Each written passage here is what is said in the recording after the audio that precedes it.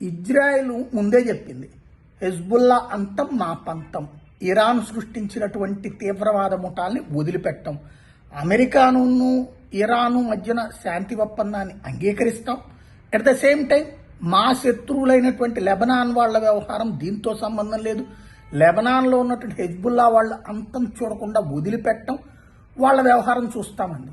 అది just pause కాదు, transfer. ఇప్పటిదాకా ఓ పక్కన ఇరాన్ని కొడతా, ఇటు పక్కన హెజ్బుల్లాను కొడతా, హౌతీలను కొడతా, హమాస్ను కొడతా, ఒకేసారి 4 వైపులా దాడి చేస్తూ ఉంటుంది. అందులో భాగంగా హెజ్బుల్లా వాళ్ళు వెనక్కి వెళ్ళిపోతారని అది భావించింది. అంటే ఇరాన్ ఏం భావించింది, హెజ్బుల్లాని వదిలేస్తుంది ఇక ఇజ్రాయెల్ అని భావించింది. అట్లాంటి సీనే లేదు అన్నటువంటిది తేల్చి చెప్పినటువంటి వేళ ఇప్పుడు కీలకమైనటువంటి అడుగులు పడుతున్నాయి.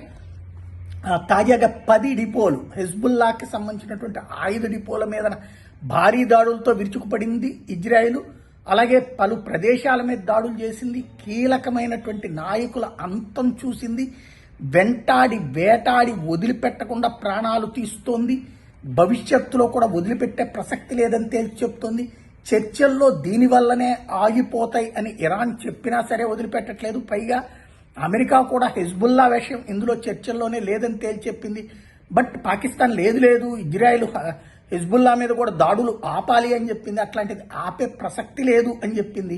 దానికి సాక్ష్యంగా ఇవాళ పొద్దున్నుంచి ఎడతెరిపి లేని దాడులు హెజ్బుల్లా మీద చేస్తోంది. హెజ్బుల్లాకి సంబంధించినటువంటి కీలక నేతల్ని వెంటాడి వేటాడటం కొనసాగించింది, ప్రాణాలు తీసి వదిలిపెడుతోంది, పలు విధ్వంసాలు సాగిస్తోంది.